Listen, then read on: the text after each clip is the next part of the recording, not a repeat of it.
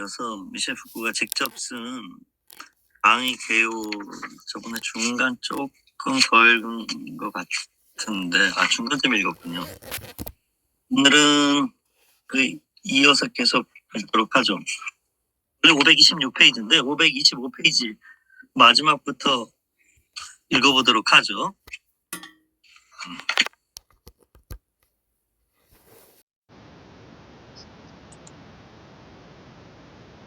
그런데 발생 가능한 사건들 앞에서 자기 제어를 유지하기 위해서는 무엇이 필요한가? 참되고 합리적인 담론을 의미하는 로고이가 필요하다. 루크레티우스는 공포를 피하게 해주고, 루크레티우스는 에피쿠로스 학파라고 했죠. 공포를 피하게 해주고 우리가 불행이라고 믿는 바에 무너지지 않게 해주는 베리디카 딕타에 대해서 논의한다. 그 다음 줄에 있는 참된 담론이라고 했죠. 미래에 맞서기에 필요한 장비는 참된 담론이라는 장비다. 참된 담론이야말로 우리를 현실과 과감히 맞설 수 있게 해준다. 그러니까 이게 오늘 거꾸로 생각해보면 담론 효과를 말하는 것처럼도 들려요. 에픽테토스, 스토아파 에픽테토스가 말한 것처럼. 그러니까 그게 옳으면 좋은 결과가 나타난다기보다는 옳은 결과가 나타나면, 그러니까 좋은 결과가 나타나면 그게 옳은 담론이었다. 그래서 이게 사실 되게 애매하죠. 그래서 그 로고이 학교 때는 이제 로고스라고 단수로 배웠는데 참된 담론, 참된 말, 참된 이야기를 아는 게 엄청 중요한 거죠. 말씀드린 것처럼 스토아카 에픽테토스가 가장 잘 보여줘요.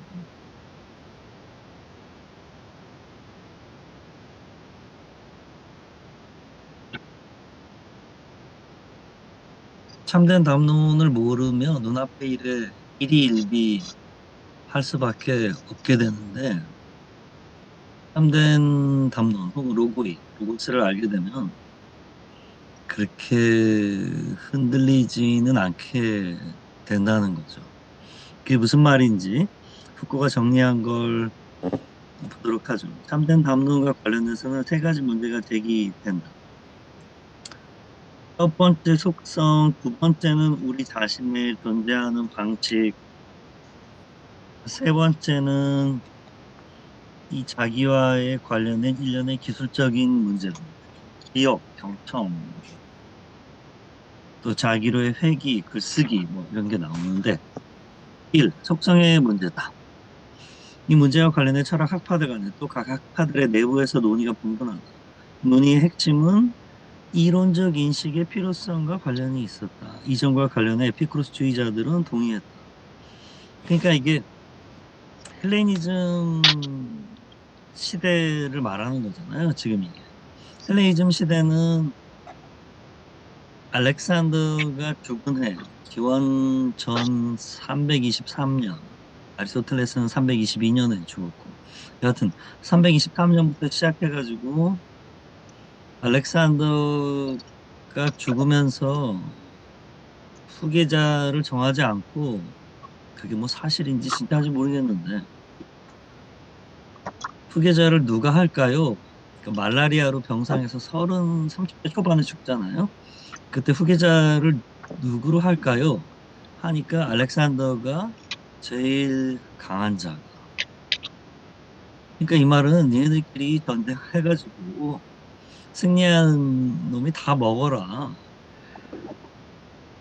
하여튼 보통 사람은 아닌 것 같은데. 그렇게 얘기하고 죽어서 장군들이 전쟁을 벌여가지고 알렉산더 제국이 4개로 쪼개잖아요. 크게 보면. 이제 뭐 계속 갈라지고 하다가 그 4개의 제국이 모두 로마에 점령되는 시점, 혹은 로마가 본토인 그리스와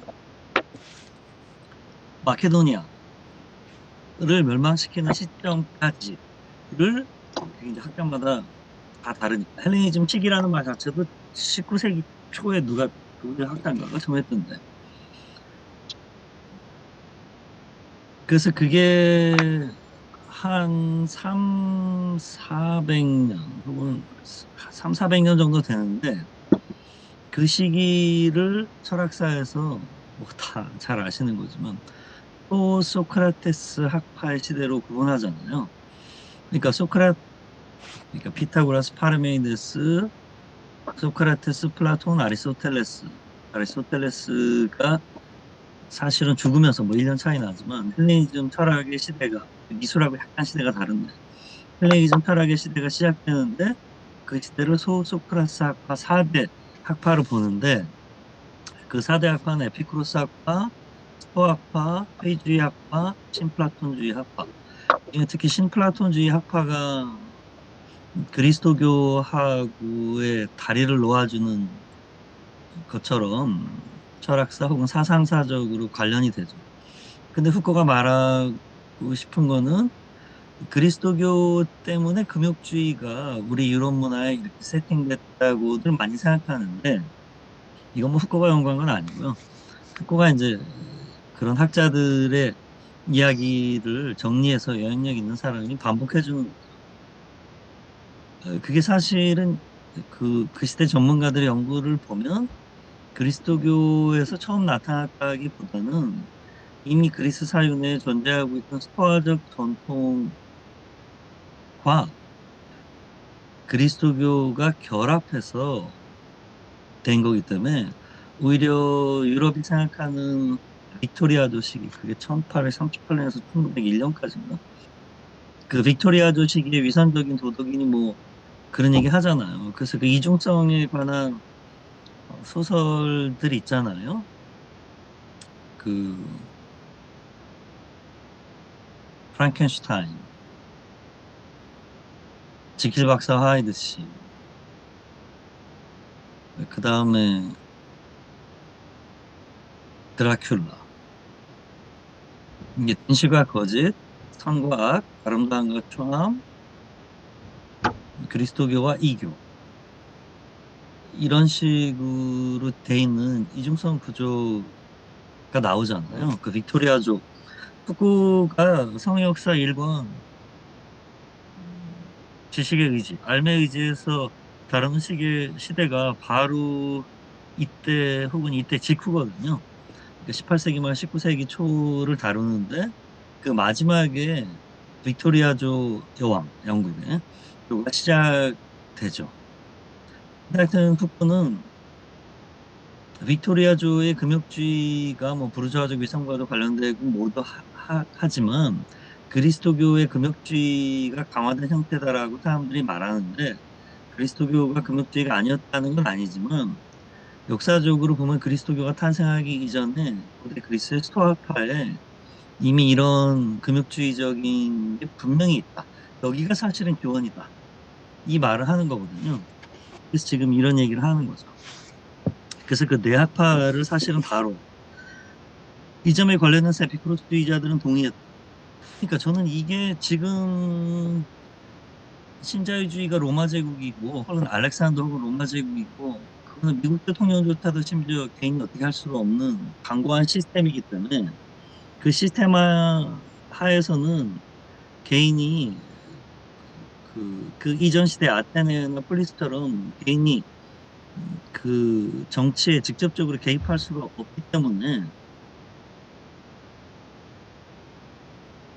그럼에도 불구하고 개인들은 살아야 되기 때문에 안심인명이나 우리 학교에서 배운 것처럼 아타락지 않은 아파테이아 같은 식으로 외적 세계를 변형시키려고 하기보다는 외적 세계에서 일어난 일을 받아들이고 내가 할 수 있는 일을 하고 할 수 없는 일은 깔끔하게 체념하는 그런 방식으로 지금 보면 약간 심리학처럼 보이는데 그래서 저는 지금 쇼펜하우어나 이런 책들이 지금 유튜브나 이런 거 보면 정말 심리학의 시대라고 말할 수 있는데 그걸 철학이나 정치가 한국 사회만이 아니라 전 세계가 다 그런데 제공해 주지 못하니까 이게 매스미디어나 어떤 여러 가지 사회 심리학적 현상들이 결합돼서 이런 현상을 보이는 거다. 그래서 이 시대가 지금 시대하고 되게 비슷한 부분이 있는 것 같아요. 자, 에피쿠로스주의자들은 동의했다. 이론적 인식의 필요성이에요. 즉 그들의 관점에서 세계, 자연, 신, 여기서 신은 그 그리스의 신들이죠. 기적의 원인, 생사의 법칙을 지배하는 원리들을 인식하는 것은 실존의 사건들에 대비하기 위해 필요 불가결하다.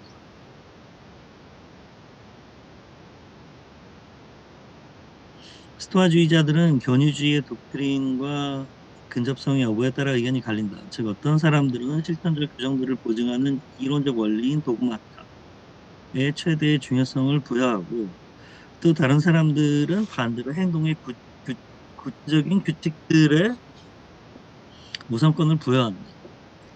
이거는 꼭 공리주의의 규칙 공리주의와 행위 공리주의하고 약간 비슷한 것 같은데 사실 좀 다르긴 하죠. 왜냐하면 어떤 사람들은 이론적 원리 자체, 다른 사람들은 구체적인 개별 행동의 규칙이에요.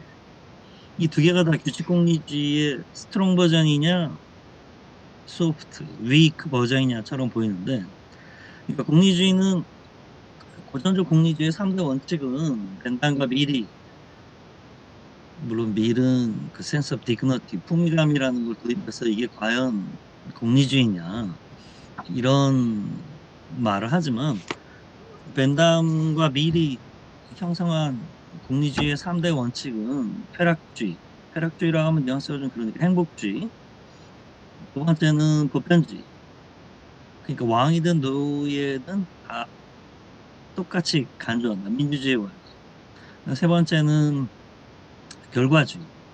그러니까 이건 영국에서 나온 사상이기 때문에 그러니까 니체가 어떤 책에서 이렇게 말했죠. 제가 처음에는 그게 학교 때인가 대학교 때 봤을 때 굉장히 웃긴 농담이라고 생각했는데 나중에 생각하니까 진짜 탁월한 통찰인데 니체가 이렇게 얘기했단 말이에요. 모든 사람이 행복을 추구하지 않는다. 오직 영국인들만이 행복을 추구한다. 잉글리시들만이 해피니스를 추구한다는데 너무 당연한 거예요. 왜냐면 영국은 경험주의로 돼 있기 때문에 엠피리시즘이기 때문에 경험이라는 건 이 경우에 실제로 발생하는 거기 때문에 겪은 거나 발생하는 거기 때문에 내가 예를 들어서 자식을 행복하게 해주려고 했는데 뭐 능력이 모자랐던 뭐 속마음이 뭐 약간 고여 있었던 실제로는 불행만 갖다 줬다고 할 때 그 동기가 좋았다고 해서 그걸 과연 도덕적으로 잘했다고 말할 수 있냐. 이게 이제 벤담의 생각이란 말이에요. 벤담의 도덕과 입법의 원칙에 관한 서설은 1789년에 나왔고 이걸 읽고 독일의 경건주의 칸트가 분노해서 실천이성 비판을 쓴 거죠. 1788년에. 그러니까 9년 후에 쓴 건데 거기서 공리주의 비판을 엄청나게 해요. 왜냐하면 도덕은 이익이 즉 거래가 아니라는 거예요. 공리주의는 결과주의이기 때문에 결과가 좋지 않으면 동기가 아무리 좋아도 도덕적으로 의미가 없다. 심지어 부도덕하다. 그래서 실천이성 비판의 마지막에 칸트가 이렇게 얘기하거든요. 정확한 워딩은 이게 아닌데 그걸 전체적으로 보면 이 뜻으로 분명히 얘기해요. 도덕적인 행동을 도덕적인 동기에서 수행해야 한다.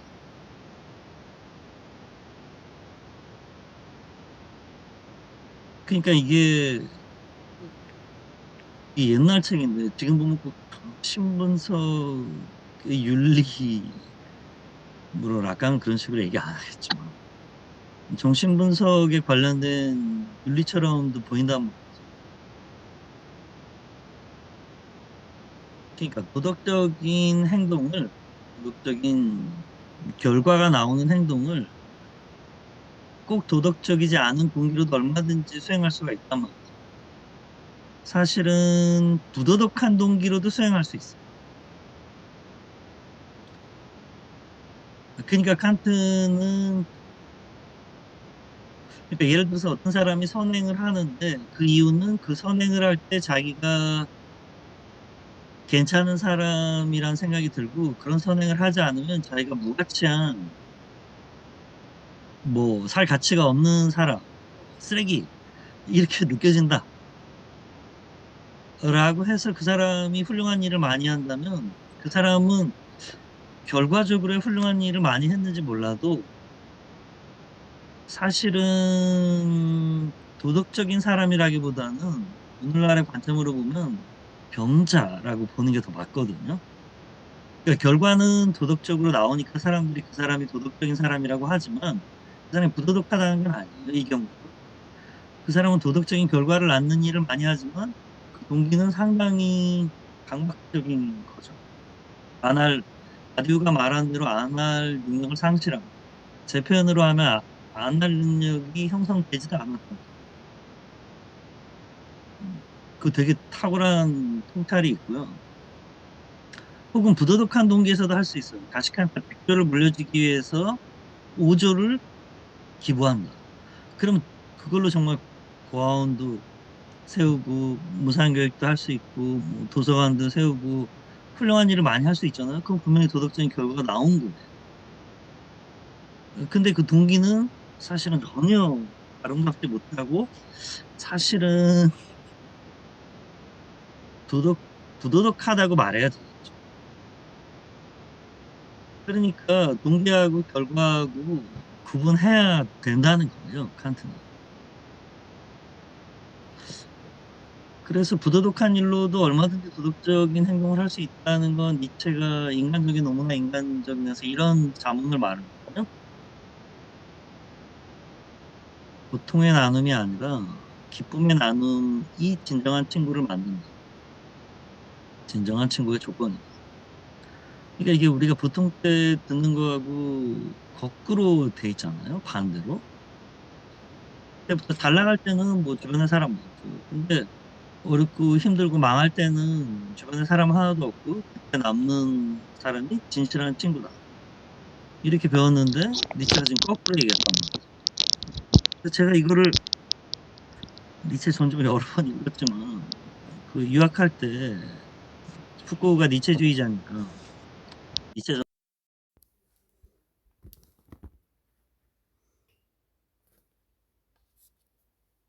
전집을 다시 읽으면서 그때는 그 불어판하고 인용을 해야 되니까 대조해서 한국어, 독어, 불어 세 권을 같이 펴놓고 다시 쭉 읽었는데 그 몇 번을 읽었는데 생각지 못한 게 그 전에 안 보이던 게 보이잖아요. 같은 책을 읽어도. 근데 그 말이 나오는데 그 말이 너무 이상한 거예요. 그래서 이게 맞나? 하고 꽤 오래 생각을 했는데 결론은 이게 이렇게 해석하면 되게 맞는 얘기구나. 그때 어떤 사람이 그러니까 이렇게 얘기할 수 있죠. 고통의 나눔은 진정한 친구의 필요 조건이고 기쁨의 나눔이 진정한 친구의 충분 조건입니다. 그러니까 대부분의 사람들은 잘 나갈 때는 옆에 있다가 힘들어지면 모른 척하는 게 뭐 사실은 인지상정이겠죠. 좋다고 할 수 없겠지만. 근데 이것도 칸트가 말한 대로 부도덕한 동기에서도 얼마든지 혹은 병적인 동기에서도 얼마든지 힘들 때 옆에 있어줄 수 있거든요. 그러니까 동정심을 발휘한다든지 나쁜 의미에 혹은 나는 너처럼 힘들진 않아. 그러니까 이건 언제 할 수 있냐면 그 사람이 그런 고통에서 헤어나가서 잘 될 때 이걸 기뻐해 줄 수 있으면 진짜 위해 주는 사람이고 이게 좀 힘들면 친구는 아니었던 거죠. 근데 이거 사실 되게 힘든 일이죠. 왜냐면 이게 감정인데 우리 애하고 내 친구 애하고 같이 수능을 봤는데 우리 애는 떨어지고 내 친구 애가 붙었을 때 그러니까 제가 아무것도 애도 없으면 칭찬해 줄 수 있어요. 쉽게. 근데 우리 애가 떨어졌을 때 정말 기뻐해 주기는 진짜 어렵거든요. 그렇다고 뭐 항상 진실을 얘기해야 되는 건 아니지만 이거 쉽지 않은 일이죠. 이거 쉽다고 얘기하는 사람은 대단히 특별한 분이라고 생각이 들어요. 좀 굉장히 어려운 거죠, 사실은. 왜냐하면 옆에 있어주는 건 행동이기 때문에 마음이 달라도 할 수 있는데, 잘 됐을 때 기뻐하는 건 감정이기 때문에 A상으로야 축하해라고 당연히 말해야 되고 그렇게 대부분 하겠지만 마음속 깊은 곳에서 정말, 그러니까 내가 정말 잘 됐을 때 옆에서 정말 기뻐하는 사람이 있고, 기뻐하지만 뭐 그거죠. 사촌이 땅을 사면 배가 아픈, 중요한 건 사촌이, 내가 모르는 사람이 땅을 사면 배가 안 아픈데 내가 비슷하다고 생각한 사람이 땅을 사면 기분이 나쁠 수밖에 없잖아요. 그래서 이거는 사실 이거는 부도덕하기보다는 도덕과 무관한 얘기예요. 이모럴이 아니라 어모럴하다고 보는 게 맞는 것 같은데 앞에 그거 정확히 지적하죠. 근데 공리주의는 정반대로 나가는데, 지금 말씀드린 게 공리주의는 규칙 공리주의와 행위 공리주의로 가서, 칸트는 법칙주의니까 처음부터 준칙과 경험명법과 준칙 이렇게 나아가서 그 규칙을 지키면 오히려 도덕적인 행동이 다동으로 이루어진다 같은 식으로 말하는데, 공리주의는 행복이 실제로 발생해야 되기 때문에, 공리주의는 쉽게 얘기해서 이거예요.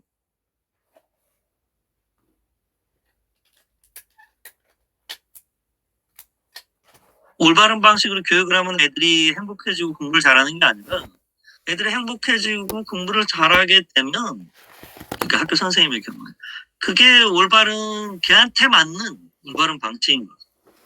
근데 칸트는 걔한테 맞는 같은 거 없고 무조건 북한된 그쪽을 너는 해야만 한다. 왜냐하면 할 수 있기 때문에. 이런 식으로 말하는 거죠.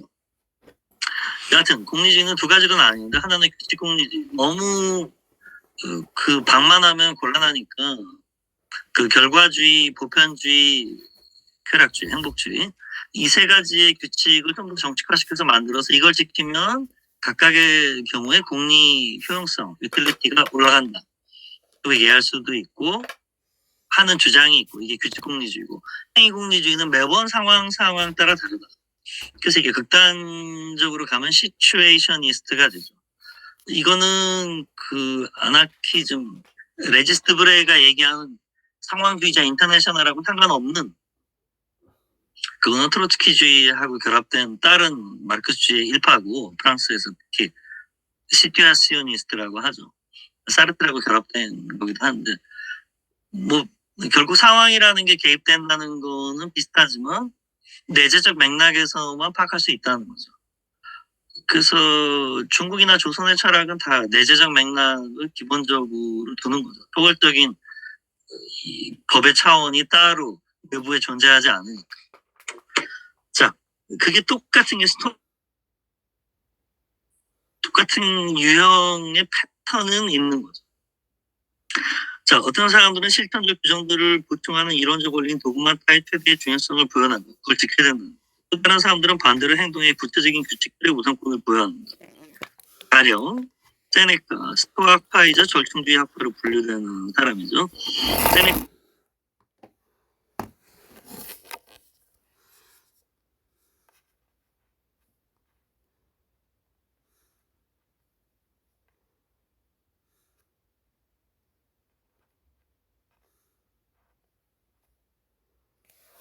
세계와 우리의 관계, 자연의 질서상에서 우리의 위치, 일어나는 사건들과 관련한 우리의 의존성이나 독립성 내에서만 우리와 연관이 있다는 사실이다.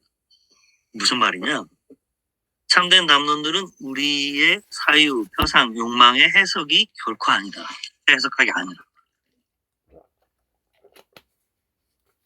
이건 주체 해석하기 아니라, 포인트는 세계와 우리의 관계에서 세계에 있고, 자연 질서상에서 우리의 위치는 자연의 질서에 있고, 일어나는 사건들의 규칙, 로고스, 로고에 있는 거지.